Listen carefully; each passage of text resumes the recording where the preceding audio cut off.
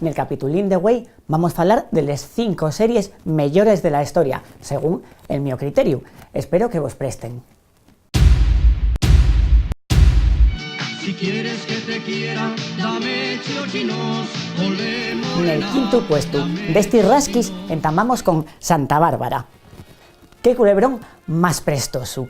Yo, cuando entamé a vela, pensaba que iba de mineros. Yo dime cuenta de que ya un culebrón de asesinatos, robos, traiciones, celos...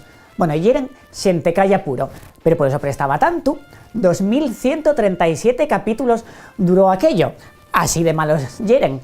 Bueno, yo tuve que mercar un trastero para meter los 2000 y pico VHS de estos, porque de aquella no había DVDs, así que tuve que mercar un trastero. Si no tenéis otra cosa que hacer, yo recomiendo vela. Son 2000 y pico horas que tenéis que tener libres, y como un cursín de estos del INEM, y va a ser vivos para lo mismo. En el cuarto puesto tenemos Los Vigilantes de la Playa, la serie de Miss Buchanan. ¡Uy! ¿Cómo me prestaba a mí esa serie? Miss Buchanan y era el José Coronado americano. A mí teníame yoca. Mi marido poníase muy celoso. Claro, yo decía, déjame la cabeza yoca, que voy a ver a Miss. Poníase negro.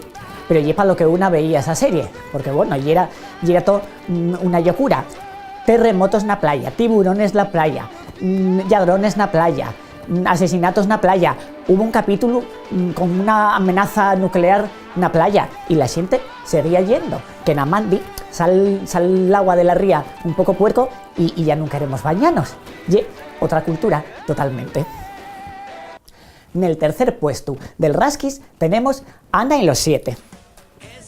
Yo soy muy fan de esta serie, porque sale Ana Obregón y la Bárbara Streisand española. Ella dirige, guioniza, produce, interpreta.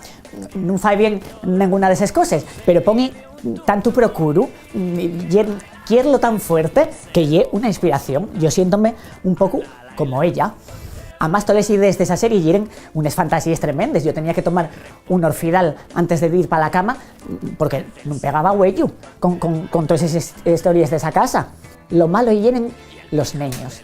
A mí saben mal por ellos, pero yo que cada vez que falaban algo, daban ganas de soltarles un bofetón. Está mal decirlo, pero ya sí. En el segundo puesto tenemos V, la de los extraterrestres. Yo identificábame mucho con Diana, que era una mujer de carácter, tenía a la gente en aquella nave como Vélez, igual que yo en Cubera. Además teníamos les dos el mismo look, así cardaes, pintadas como puertes, y en los 80, boba. Yo ya quedé así, no me gusta tanto cambio. Lo más prestoso de esta serie es que era una metáfora política. Los extraterrestres eran los políticos, que parecen una cosa por fuera, pero por dentro son otras, son lagartos, y comen rates, que los rates para mí de que éramos nosotros, el pueblo. Yo entendíla así. En el primer puesto de este rasqui está la mejor serie de la historia, que lle Los Fruitis. La gente dirá que son dibujos, que llevan niños, pero lle una serie sobre la amistad, sobre aceptar a la gente diferente, y una serie muy progresista, como yo, que estoy un poco enfadada con la gente que está todo el día criticándome a Pincho, que es mi personaje preferido, que si no pinta nada, que si lle un cactus. La gente lle muy ignorante. Pincho lle una chumbera, no lle un cactus. Lo más importante de Pincho lle que cuando se enfada con un enemigo, cuelle un figo y tíralo. Lle un personaje proactivo, lle dinámico y lle valiente como yo. Yo, lo que más me identifico de la vida de las series, lle con Diana la de V y con el cactus de Los Fruitis. Represéntenme. Uy.